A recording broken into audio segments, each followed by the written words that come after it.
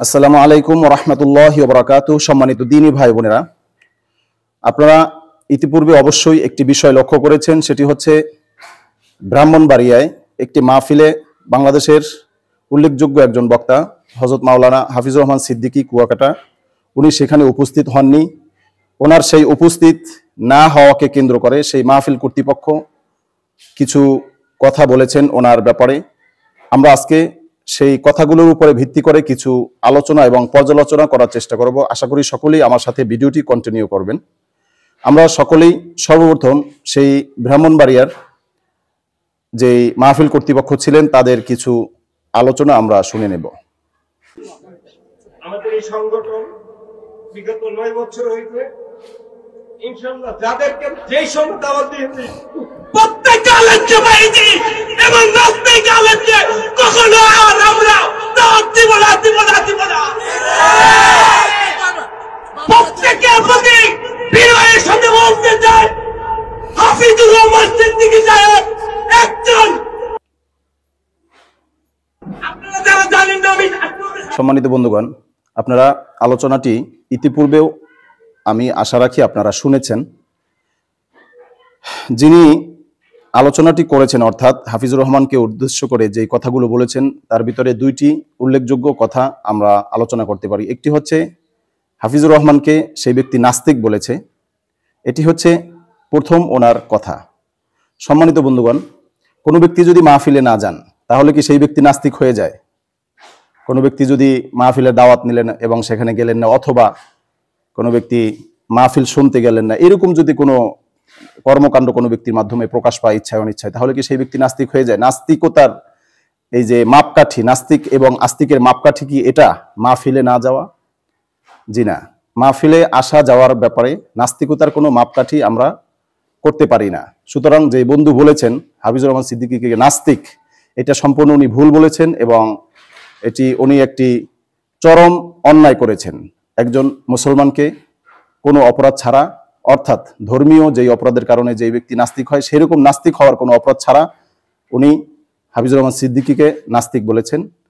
এখানে আরেকটা বিষয় হচ্ছে, আমরা যারা মুসলমান আছি, বিশেষ করে বাংলাদেশের অনেকে হুজুগে হয়ে যায়। যখন আমার মতের বিরুদ্ধে চলে যায়, আমার মতো হয় না, তখন মুখ থেকে যা তা আমরা বের করে ফেলি, যাকে যেটা মন চায়। কেউ কাউকে কাফের বলে ফেলছি, কেউ কাউকে নাস্তিক বলে ফেলছি, কেউ কাউকে গোমরা বলে ফেলছি, কেউ আমরা কাউকে বাতিল বলে ফেলছি, ইত্যাদি ইত্যাদি।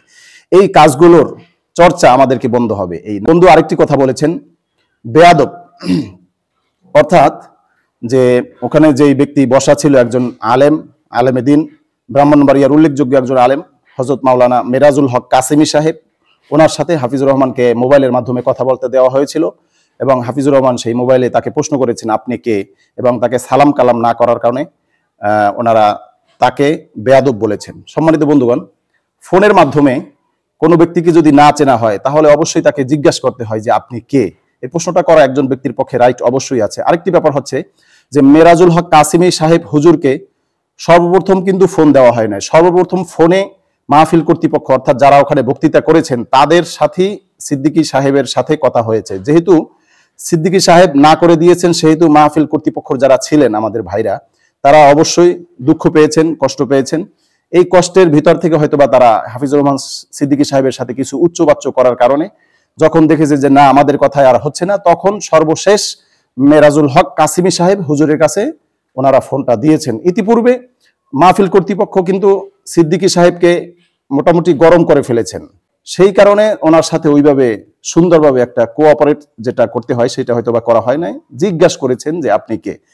এখানে আরেকটা কথা আছে, আরেকটা ভিডিওতে আমরা শুনেছি যে এক ব্যক্তি বলেছেন যে পীরে কামেল, আলেম, বড় কিছু একটা বিশিষ্ট মুফাসসির, প্রখ্যাত ওয়াইজ, এইভাবে যে এরকম একজন ব্যক্তির সাথে উনি কিভাবে কথা বলেছেন। আমি সেই ব্যক্তির উদ্দেশ্য করে বলতেছি যে পীরে কামেল এগুলো বাংলাদেশে এখন কিনতে পাওয়া যায়।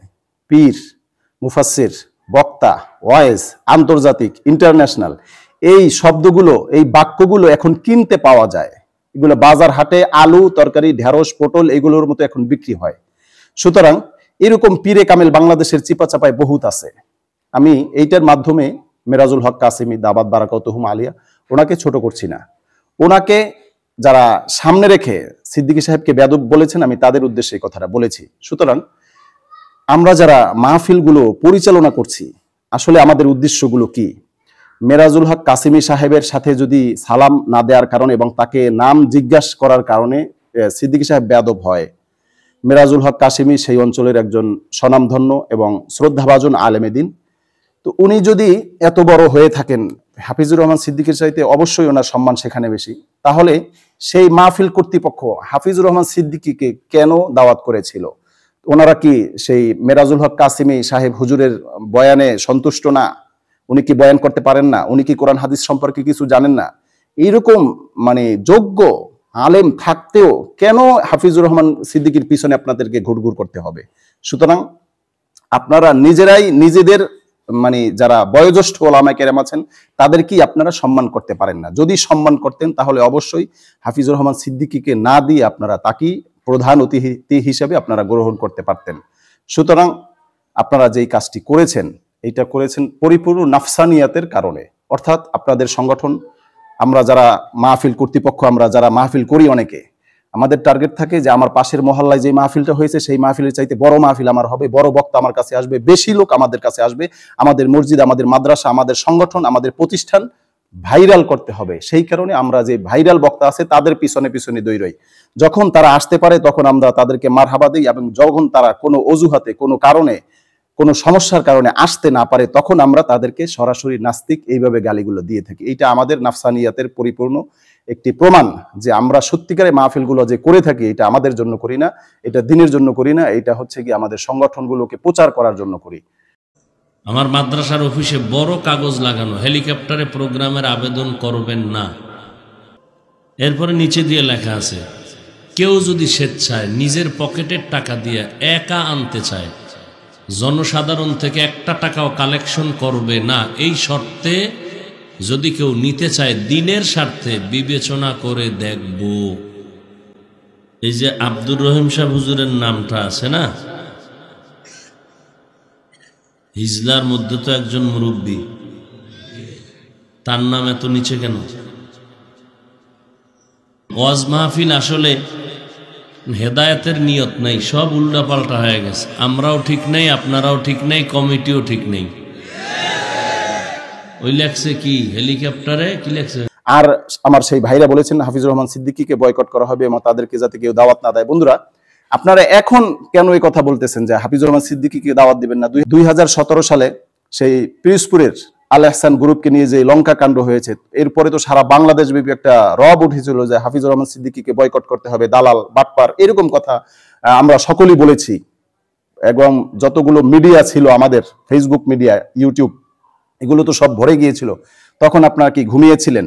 আপনারা সবকিছু জানেন, সবকিছু বুঝেন, কিন্তু এরপরেও নিজেদের প্রতিষ্ঠানকে একটু উপরে তোলার জন্য, একটু প্রচার করার জন্য এই ভাইরাল বক্তাদেরকে আপনারা দাওয়াত দেন। আর যখনই তারা একটু উল্টাপাল্টা হয়ে যায় ব্যক্তিগত কারণে, তখন আপনারা তেলে বেগুলে আপনারা জ্বলে ওঠেন।